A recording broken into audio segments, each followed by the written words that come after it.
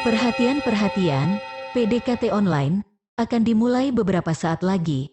Mari siapkan hati kita untuk memuji dan menyembah Tuhan. Shalom Sobat DCM Ministry yang dikasihi Tuhan. Berjumpa kembali dalam PDKT online pada hari ini. Saya rindu kita semua berada dalam keadaan yang baik tanpa kekurangan suatu apapun.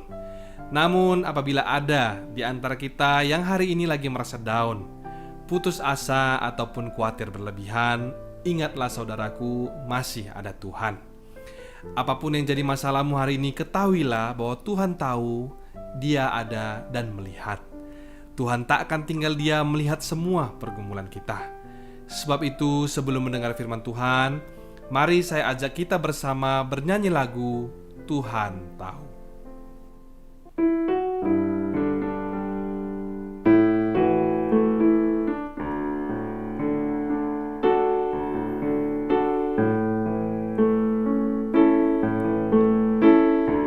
Perhatikanlah bunga bakung di ladang, Tuhan hiasi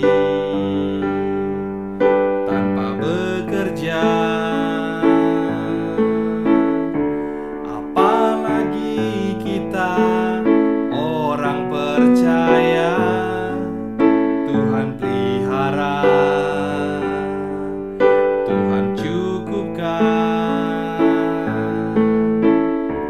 Perhatikanlah burung-burung di udara, Tuhan beri makan tanpa bekerja.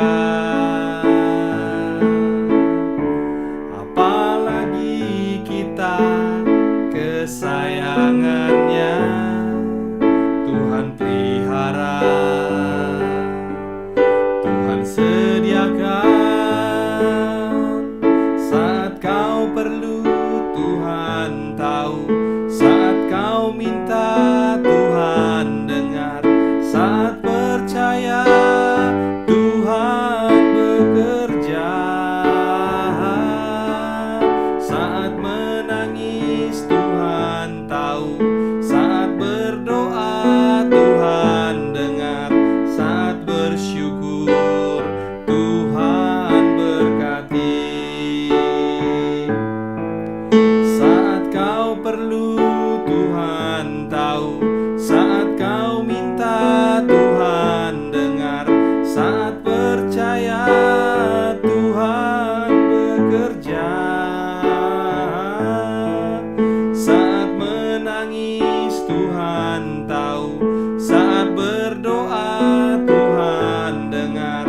Saat bersyukur, Tuhan berkati. Saat bersyukur, Tuhan berkati. Saat bersyukur, Tuhan berkati. Mari kita bersatu di dalam doa. Bapa yang kami sembah, dalam nama Tuhan Yesus Kristus, terima kasih buat penyertaan-Mu bagi setiap kami sampai dengan hari ini. Sebentar lagi kami akan mendengar seri firman yang dibawakan oleh hamba-Mu. Tuntun dan jamalah setiap daripada hati kami, sehingga kami bisa menangkap pesan yang ingin Tuhan sampaikan kepada kami, pribadi lepas pribadi. Sembunyikan hamba di balik salib-Mu. Di dalam nama Tuhan Yesus, mari sama-sama kita yang percaya dan berdoa katakan, Amin. Akhir-akhir ini mungkin saja ada beberapa di antara kita, para pendengar setia PDKT online yang sedang merasa down, letih lesu, maupun berbeban berat karena harus berhadapan dengan banyaknya masalah maupun pergumulan yang silih berganti. Memang tidak bisa kita pungkiri, selama manusia hidup tentu saja akan bergumul dengan yang namanya masalah. Dan seringkali juga masalah itulah yang membuat kebanyakan kita menjadi down, putus asa, hilang pengharapan, dan lebih ekstrimnya lagi, bahkan ada orang-orang tertentu yang memutuskan untuk mengakhiri hidup mereka alias bunuh diri karena depresi akibat beratnya masalah yang mereka hadapi. Lantas yang menjadi pertanyaan bagi kita adalah apakah hal tersebut lumrah adanya? Menurut saya pribadi, ketika seseorang itu stres saat dilanda sebuah masalah, itu adalah sebuah hal yang lumrah. Tapi tidak menjadi lumrah, bahkan tidak dibenarkan apabila seseorang menghalalkan segala cara, bahkan sampai membunuh dirinya sendiri untuk bisa keluar dari masalah tersebut. Nah, berhubung kita semua tanpa terkecuali pernah dan bisa merasa down, hari ini saya rindu membagikan sharing yang berjudul Saat Lagi Down, Kita Harus Apa? Saat seseorang lagi down, pikirannya pasti ikut terganggu dan bakal menjadi sasaran empuk bagi intimidasi iblis. Dan kalau sampai rasa down itu kita biarkan berlama-lama dalam hati, berikutnya kitalah yang akan menjadi korban. Korban hoaks sudah pasti, korban omongan manusia apalagi. Ujung-ujungnya kita ini nanti tidak akan pernah bisa menjadi orang yang stabil, selalu ragu dan bimbang dalam segala sesuatu dan akhirnya tidak menerima apa-apa dari Tuhan. Iblis itu tahu persis gimana caranya untuk menggagalkan rencana Tuhan dalam hidup kita. Dia tahu bagaimana caranya membuat seseorang menjadi tidak produktif. Sebab orang yang lagi down, cepat lambat akan menjadi orang yang takut.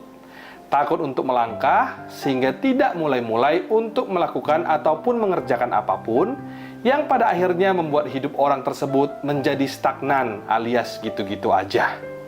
Sebab itu hari ini saya mau mengajak teman-teman semua untuk belajar sesuatu dari kisah Elia dalam 1 Raja-Raja 19 ayat 1-8. Mari kita baca bersama firman Tuhan yang berjudul Elia ke Gunung Horeb.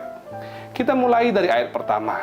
Ketika Ahab memberitahukan kepada Izebel segala yang dilakukan Elia dan perihal Elia membunuh semua nabi itu dengan pedang, maka Izebel menyuruh seorang suruhan mengatakan kepada Elia, "Beginilah kiranya para Allah menghukum aku. Bahkan lebih lagi daripada itu, jika besok kira-kira pada waktu ini aku tidak membuat nyawamu sama seperti nyawa salah seorang dari mereka itu." Maka takutlah ia lalu bangkit dan pergi menyelamatkan nyawanya, dan setelah sampai ke Berseba yang termasuk wilayah Yehuda, ia meninggalkan bujangnya di sana. Tetapi ia sendiri, yaitu Elia, masuk ke padang gurun sehari perjalanan jauhnya, lalu duduk di bawah sebuah pohon arar. Kemudian ia ingin mati, katanya, "Cukuplah itu. Sekarang ya Tuhan, ambillah nyawaku, sebab aku ini tidak lebih baik daripada nenek moyangku." Dari 4 ayat yang kita baca bersama tadi dikatakan kalau Elia sedang merasa ketakutan, putus asa, dan patah semangat. Elia yang baru saja berhasil mengalahkan 450 Nabi Baal beberapa waktu sebelumnya, dia pun ternyata bisa merasa down juga sama seperti kita. Coba bayangkan seseorang yang punya iman sekelas kakap seperti Elia saja bisa merasa down, apalagi kita. Hal ini berarti kita harus berhati-hati dan waspada dengan perasaan down ini. Sebab kalau dibiarkan, perasaan seperti ini tentu bisa menjadi sangat berbahaya. Sebelum kita bahas lebih lanjut, saya rindu kita sama-sama terlebih dahulu untuk tahu alasan kenapa hamba Tuhan besar seperti Elia ini bisa merasa down. Sebab dari sini nantinya saya harap kita bisa belajar sesuatu atau minimal setidaknya kita jadi tahu hal-hal yang perlu kita hindari agar tidak mudah merasa down ataupun patah semangat. Jadi begini ceritanya teman-teman. Elia ini merasa ketakutan saat Ahab memberitahukan kepada Izebel tentang apa yang telah ia lakukan terhadap Nabi Baal. Disinilah letak cikal bakal rasa down yang dialami oleh Elia, yang selanjutnya dia biarkan terus-menerus sampai akhirnya membuat dia merasa ketakutan. Sebelumnya, Elia telah melakukan sebuah mukjizat spektakuler di depan umat Israel, di mana ia berhasil menurunkan api langsung dari surga untuk menyambar semua korban Israel. Elia berekspektasi bahwa apa yang ia lakukan saat itu membuat Raja Ahab ikut bertobat. Namun, pada kenyataannya yang terjadi tidaklah sesuai dengan harapannya. Raja Ahab bukannya bertobat, malah melapor kepada Izebel, istrinya yang jahat. Pesan pertama dari sharing hari ini, agar tidak gampang down, sebaiknya kita harus menghindari ekspektasi yang berlebihan. Di mana-mana yang namanya berlebihan itu biasanya nggak baik ya teman-teman. Dan biasanya rasa down itu dimulai dari sini. Ketika fakta tidak sesuai dengan harapan ataupun doa kita, kita merasa seolah-olah doa kita nggak dijawab, atau apa yang kita tunggu-tunggu itu kok tidak muncul-muncul di depan kita. Padahal dalam konteks cerita ini, Elia sudah berhasil membuat sebagian besar umat Israel percaya kepada Tuhan. Jadi kalau misalkan ada 1-2 orang atau bahkan beberapa orang seperti Raja Ahab dan kroni-kroninya yang saat itu masih saja tetap tidak percaya sekalipun mereka sudah melihat, ya mestinya oke lah ya, tidak perlu untuk terlalu dibesar-besarkan. Sebab itu tidak seberapa apabila dibandingkan dengan berapa jumlah rakyat yang sudah bertobat pada saat itu. Harusnya di sini Elia bisa belajar bersyukur atas apa yang Tuhan sudah lakukan di dalam pelayanannya. Pesan kedua dari sharing hari ini, saat kita down, kita harus apa? Marilah untuk belajar menghitung berkat Tuhan satu persatu. Mazmur 40 ayat 6a berkata, "Banyaklah yang telah kau lakukan ya Tuhan Allahku, perbuatanmu yang ajaib dan maksudmu untuk kami. Tidak ada yang dapat disejajarkan dengan engkau. Aku mau memberitakan dan mengatakannya, tetapi terlalu besar jumlahnya untuk dihitung." Cobalah hari-hari ini kita memulai untuk menulis di dalam buku catatan kita doa-doa yang selama ini kita panjatkan kepada Tuhan. Hitunglah satu persatu sudah berapa doa-doa kita yang sudah dijawab olehnya, ataupun berkat-berkat apa saja yang sudah kita terima dari Tuhan sampai dengan hari ini. Saya percaya tidak terhitung doa kita yang sudah dijawab oleh Tuhan, atau jauh lebih banyak jika dibandingkan dengan doa-doa kita yang belum dijawab olehnya. Bahkan tidak jarang dalam beberapa kesempatan Tuhan sudah duluan menjawab doa kita saat kita pun belum memintanya. Kembali ke cerita Elia tadi, tampaknya hamba Tuhan ini terlalu perfeksionis. Dia nggak mau hanya sebagian-sebagian saja yang bertobat, tapi seluruhnya. Bagus sih, namun ada tapinya. Sebab karena terlalu perfeksionis, akhirnya Elia merasa down sampai-sampai meminta Tuhan agar mengambil nyawanya. Sungguh sangat menyedihkan, bukan? Tapi tidak jemu-jemu saya berkata bahwa Tuhan kita itu super duper baik, saudara. Sudah jelas-jelas Elia yang salah, Elia yang ngawur, tapi tetap aja Tuhan itu dengan kasih dan sayangnya yang begitu lembut, mengutus malaikat menghampiri dia, menemani dia curhat mungkin, sambil bawa makanan lagi. Kurang baik apa coba Tuhan kita itu? Sebab di ayat 5 dikatakan, sesudah itu ia berbaring dan tidur di bawah pohon arar itu, tetapi tiba-tiba seorang malaikat menyentuh dia serta berkata kepadanya, "Bangunlah, makanlah." Ketika ia melihat sekitarnya, maka di sebelah kepalanya ada roti bakar dan sebuah kendi berisi air. Lalu ia makan dan minum, kemudian berbaring pula. Agaknya di sini Elia disuruh untuk mengambil waktu beristirahat terlebih dahulu. Pesan ketiga, saat lagi down kita harus apa? Saat lagi down, bolehlah kita mengambil waktu untuk beristirahat terlebih dahulu atau selah dalam waktu tertentu jika itu diperlukan. Kita bisa gunakan waktu itu untuk introspeksi diri, atau mungkin sekedar berdiam sejenak, menghilangkan rasa lelah jasmani. Namun jangan juga kelamaan. Jangan sampai kita terlena, menyerah, lalu berputus asa. Sebab di ayat 7, malaikat Tuhan kembali datang untuk kedua kalinya dan menyentuh dia serta berkata, "Bangunlah, makanlah. Sebab kalau tidak, perjalananmu nanti terlalu jauh bagimu." Kali ini, malaikat Tuhan menyuruh Elia untuk bangun dan jangan berlama-lama. Malaikat itu juga menyuruh Elia untuk makan, tapi kali ini sepertinya makanannya tidak bersifat jasmani lagi, tapi lebih kepada makanan yang akan mengenyangkan rohani, seperti yang Yesus sampaikan dalam Matius 4 ayat 4. Tetapi Yesus menjawab, ada tertulis, manusia hidup bukan dari roti saja, tetapi dari setiap firman yang keluar dari mulut Allah. Pesan terakhir dari sharing hari ini, saat lagi down, kita juga harus banyak-banyak mengisi kerohanian kita dengan makanan rohani, yaitu firman Tuhan, Injil pengharapan yang menguatkan iman kita. Amin, saudara. Dan selanjutnya ayat ke-8, apa yang terjadi dengan Elia? Maka bangunlah ia, lalu makan dan minum, dan oleh kekuatan makanan itu, ia berjalan 40 hari 40 malam lamanya, sampai ke gunung Allah, yakni gunung Horeb. Luar biasa, di mana Elia bangkit dari rasa daunnya, dan ia berhasil berjalan 40 hari 40 malam lamanya ke gunung Horeb. Elia tidak hanya dikuatkan oleh makanan jasmani, tapi juga dikuatkan oleh urapan yang diberikan Tuhan kepadanya. Beberapa pesan dari sharing kita hari ini. Yang pertama, agar tidak gampang down, sebaiknya hindari ekspektasi yang berlebihan. Yang kedua, saat lagi down, marilah kita belajar menghitung berkat Tuhan satu persatu. Pesan ketiga, saat lagi down, bolehlah kita mengambil waktu untuk istirahat atau selah dalam waktu tertentu jika diperlukan. Dan pesan keempat, saat lagi down, kita perlu banyak mengisi kerohanian kita dengan firman Tuhan. Mulai hari ini, apapun masalahmu, selalu perkatakan, bersama Yesus, aku pasti menang. Firman Tuhan dalam Amsal 23 ayat 18 berkata, karena masa depan sungguh ada dan harapanmu tidak akan hilang. Demikian sharing hari ini dan Tuhan Yesus memberkati. Sebelum kita menutup sharing kita pada hari ini, mari kita bersama bernyanyi lagu Aku Percaya.